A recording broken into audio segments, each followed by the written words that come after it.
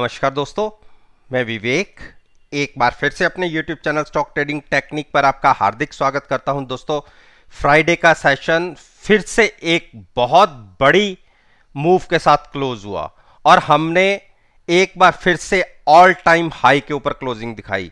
जो पिछला all time high था वो 17,855 का था क्लोजिंग बेसिस पर, और जो फ्राइडे की क्लोजिंग रही वो तकरीबन 17,900 के आसपास की रही। तो अब जो 11 अक्टूबर का सेशन होगा उसमें कैसी पॉसिबिलिटीज दिख सकती हैं निफ्टी इंडेक्स के 10 स्टॉक्स के अंदर, जिसके ऊपर मैं अपना ओपिनियन इस वीडियो के माध्यम से आपके साथ शेयर कर रहा हूं। वैसे रोज इन स्टॉक्स के ऊपर मैं एक वीडियो पोस्ट करता हूं, जिसने पिछले सेशन को कंपेयर करना है वो नीचे एक लिंक है, उस वीडियो को देखिए और फ्राइडे के सेशन को कंपेयर कर सकते हैं। बाकी 11 तारीख की कैसी पॉसिबिलिटीज रहेंगी वो मैं अपने इस वीडियो में आपके साथ डिस्कस करूंगा। इसके साथ साथ व्हाट्सएप ग्रुप की परफॉर्मेंस की बात करूं तो फ्राइडे के सेशन में हमने तकरीबन 6 ट्रेड्स के ऊपर काम किया। टाटा स्टील को मैंने इंट्राडे के अंदर टाटा स्टील की एक पोजीशन मेरी पहले की थी, तकरीबन 2 से 3 दिन पहले की थी। उसको मैंने एक अच्छी मूव के साथ क्लोज किया, उसके अंदर मुझे तकरीबन 30,000 का प्रॉफिट रहा। सेल को मैंने एक दिन पहले लॉन्ग किया था, उसमें मुझे 12,300 का प्रॉफिट रहा। इन्फोसिस के अंदर मुझे 18 पॉइंट्स मिले और 600 का लॉट साइज होने की वजह से 10,800 का प्रॉफिट रहा। और निफ्टी को मैंने शॉर्ट करके ट्रेड लिया, जबकि निफ्टी ने 100 पॉइंट बढ़त के साथ क्लोज की है। इंट्राडे के अंदर ही फ्राइडे के अंदर मुझे 22 पॉइंट्स मिले, शॉर्ट किया था और साथ में कॉल बाय की थी हेजिंग के लिए। इसके अंदर मुझे 1100 रुपए का प्रॉफिट मिला। और एक ट्रेड मैंने जाते जाते लिया, जो रिलायंस का स्टॉक था उसकी मैंने पुट बाय की है। मुझे अगले हफ्ते तक रिलायंस के अंदर एक गिरावट नजर आती है, क्योंकि रिलायंस काफी बड़े आरएसआई के साथ ट्रेड कर रहा है। तो ये थी तो मेरी व्हाट्सएप ग्रुप की परफॉर्मेंस। जिसने मेरे साथ मेरे ग्रुप के अंदर जुड़ना है, आपको एक हफ्ते के लिए मैं फ्री ऑफ कॉस्ट एंट्री दे सकता हूं। आप केवल एक हफ्ते मुझे जज कीजिए, उसके बाद मेरे रिजल्ट्स पसंद आए तो आप मेरे साथ कंटिन्यू कर सकते हैं। उसके बाद की टर्म्स एंड कंडीशन अलग से होंगी। तो नीचे मेरी ईमेल आईडी है, आप उस पर अपना कॉन्टैक्ट नंबर मुझे फॉरवर्ड कर सकते हैं। अब बात करते हैं अल्ट्राटेक सीमेंट के ऊपर। देखिए, पिछले 3 दिन के जो लो लगे हैं वो सेम है 7350 के आसपास के, और मैंने ये कहा था कि 7300 तक एक बार स्टॉक जा सकता है, तो वहां पर भी बाइंग की अपॉर्चुनिटी होगी, या जहां क्लोज हुआ है वहां पर भी आप बाय कर सकते हैं। कंसोलिडेशन फेस है, नेकेड पोजीशन नहीं लेनी, पुट बाय करनी है और साथ में फ्यूचर्स को लॉन्ग करना है। ये मैं, जबकि स्टॉक बेरिश है, ये मैं आपको इसलिए यहां पर ट्रेड करवा रहा हूं कि अपने हाई से स्टॉक तकरीबन 800 से 900 पॉइंट नीचे मिल रहा है आपको। तो यहां से ऐसा नहीं है कि मैं आप मेरी बात को पकड़ के बैठ जाए कि यहां से गिरावट नहीं आएगी, आ सकती है, लेकिन यहां से आपका रिस्क रिवॉर्ड रेशो आपके फेवरेबल है कि यहां से मूव दिखेगी। तो जैसे ही स्टॉक 7575 क्रॉस करेगा, इसके अंदर 400 से 500 पॉइंट्स की मूव देखने को मिल सकती है। यहां पर थोड़ा सा कंसोलिडेट कर रहा है। आईओसी, देखिए आईओसी में हमारा मन नीचे बाय करने का है। अगर 115 से और 110 के बीच में मिलेगा तो वहां पर लॉन्ग करेंगे। हां, ओवरबॉट होगा तो शॉर्ट लूंगा, लेकिन अभी 80 के आसपास आरएसआई नहीं है। गेल, देखिए गेल ने एक क्लोजिंग देखिए फिर से फ्राइडे के सेशन में 158 के आसपास दिखाई है, और मैंने कहां बाय करना है, 155 और 150 के बीच में। जहां पर हम कंफर्टेबल होंगे वहां पर बाय करेंगे। देखिए गिरावट जरूर फ्राइडे के सेशन में आई है, लेकिन वॉल्यूम्स इतने बढ़ के नहीं आए कि बड़े वॉल्यूम्स के साथ गिरावट आ रही हो और देखिए एक बेरिश क्रॉसओवर बन रहा है, तो गिरावट और गहरी हो सकती है। जबकि इंटरनेशनल मार्केट में गैस के प्राइसेस तकरीबन डबल से भी ज्यादा हो चुके हैं, उसके बावजूद भी गेल के अंदर गिरावट दिख रही है। उसका रीजन भी यही था कि हाईली ओवरबॉट स्टॉक था, गिरावट आनी बनती थी। और अब पिछले 3 दिन की कैंडल फॉर्मेशन देखिए, एक के बाद एक नए लो लगे हैं और कैंडल्स भी गिरावट में बहुत बड़ी बनी है।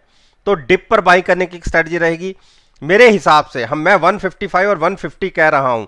अगर कल के दिन में एक और बड़ी कैंडल गिरावट के साथ बनती है मंडे में, तो हम अपने टारगेट्स या बाइंग प्राइस को रिवाइज भी कर सकते हैं।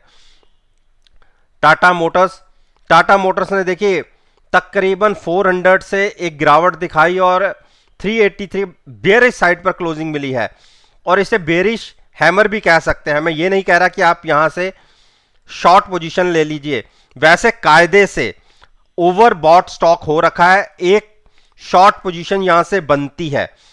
तो मैंने तो खैर M&M के अंदर शॉर्ट पोजीशन बनाई हुई है, लेकिन अगर यह स्टॉक फिर से 400 की तरफ जाता है तो इसके अंदर भी एक शॉर्ट पोजीशन लूंगा। वैसे बाइंग करनी हो किसी ने गिरावट के पास 350 छोड़ दीजिए, 335 और 318 के बीच में मिले तो वहां पर लॉन्ग कीजिएगा।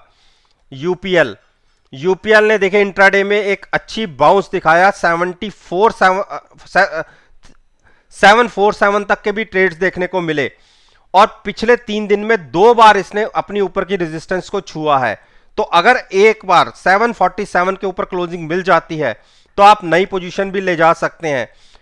जब तक स्टॉक 730 725 के ऊपर है, मैं कोई बड़ी गिरावट नहीं समझ के चल रहा, तो आप लॉन्ग में बने रह सकते हैं। जिसको ऐड करना है 747 के ऊपर ऐड भी कर सकते हैं, at the money put buy करके फ्यूचर्स को लॉन्ग करिएगा। मेरे ख्याल से इसकी मूव आगे आने वाले दिनों में 780 और 800 तक की हो सकती है। हीरो मोटोकॉर्प, देखिए हीरो मोटोकॉर्प ने इंट्राडे के अंदर 2870 छुआ और क्लोज नीचे की तरफ दिया है, और हमारी पोजीशन एक 2875 की बनी हुई है, उसको हमने होल्ड करा हुआ है। मेरा यह मानना है कि जब तक स्टॉक 2830 के ऊपर है मैं बेरिश नहीं हूं, और 2875 के ऊपर की क्लोजिंग इस स्टॉक को 2975 तक ले जा सकती है। तो जिसने नया ट्रेड लेना है 2875 के ऊपर ट्रेडिंग पर ले, हेज करते हुए अपनी पोजीशन को पुट बाय कीजिए, फ्यूचर्स को लॉन्ग कीजिए 2975 के टारगेट के लिए। टाइटन, देखिए टाइटन ने इंट्राडे में गिरावट जरूर दिखाई है हायर लेवल से, लेकिन कायदे से शॉर्ट बनता है। लेकिन क्योंकि मैं पहले से ही ट्रैप्ड हूं तो मैं आपको शॉर्ट की एडवाइस नहीं दूंगा। गिरावट में 2150 या 2000 के बीच में कहीं मिले तो वहां पर आप लॉन्ग कीजिए। टीसीएस ने एक ऊपर के लेवल से जरूर नीचे की तरफ गिरावट दिखाई है, और जबकि टीसीएस के रिजल्ट्स थे फ्राइडे के सेशन में, मुझे नहीं पता कि टीसीएस के रिजल्ट्स कैसे आए, लेकिन एक बार देखूंगा तो उस मेरे हिसाब से जब तक स्टॉक 3800 के ऊपर है आप बाइंग साइड पर रह सकते हैं। लेकिन अगर रिजल्ट्स का इंपैक्ट देखने को मिला, मुझे नहीं पता कि रिजल्ट्स कैसे हैं। अगर रिजल्ट्स अच्छे हैं तो आपको मंडे को ये स्टॉक 4000 के ऊपर दिख सकता है, और अगर रिजल्ट खराब है तो 3800 भी ब्रेक हो सकता है। वैसे कायदे से 3800 पर बाइंग बनती है, स्टॉक को बाय करना बढ़िया रहेगा। अब बात करते हैं मारुति। देखिए मारुति ने 7450 को होल्ड किया है, 7440 को, और अगर इसके नीचे निकलता है तो आप कॉल बाय करके फ्यूचर सेल करने की एक स्ट्रेटजी ले सकते हैं 7300 के टारगेट के लिए। एक बुलिश बेरिश क्रॉसओवर की पॉसिबिलिटी बन रही है। ब्रिटेनिया, देखिए ब्रिटेनिया ने इंट्राडे में 3850 को ब्रेक किया, और अपनी जो बड़ी मूविंग एवरेज है जो पिछले 6 दिन से ये लगातार छू रहा है, उसी के आसपास की क्लोजिंग मिली है। तो अगर हमें गिरावट के साथ ओपनिंग मिलती है और कंटिन्यू हम नीचे बने रहते हैं, तो जैसा कि मैं पहले भी कह चुका हूं 3775 के टारगेट दिख सकते हैं, जो ये एक सपोर्ट प्राइस बनता है जिसको लॉन्ग साइड पर जाना है। एक बार 3975 के ऊपर क्लोजिंग मिले तो आप उसके ऊपर लॉन्ग लीजिएगा। उस केस में 4020 क्रॉस होते ही एक जबरदस्त बाइंग भी देखने को मिल सकती है। तो दोस्तों, ये मैंने निफ्टी इंडेक्स के 10 स्टॉक्स के ऊपर अपना ओपिनियन आपके साथ शेयर किया है, और मेरा ये मानना है कि अगर मेरी इस वीडियो को आप मंडे के सेशन यानी कि 11 अक्टूबर के साथ एनालाइज करेंगे, यकीन मानिएगा आपको बहुत अच्छे प्रॉफिटेबल रिजल्ट्स देखने को मिलेंगे। वीडियो अच्छी लगे तो मेरे साथ मेरे चैनल पर जुड़िए, चैनल को सब्सक्राइब कीजिए और साथ में बेल आइकन का बटन प्रेस करना मत भूलिएगा ताकि नोटिफिकेशन टाइम से आप तक डिलीवर हो सके। इस बात के साथ मैं आपसे विदा लेता हूं और एक नई वीडियो के साथ फिर से आपके सामने आऊंगा। तब तक के लिए धन्यवाद, टेक केयर।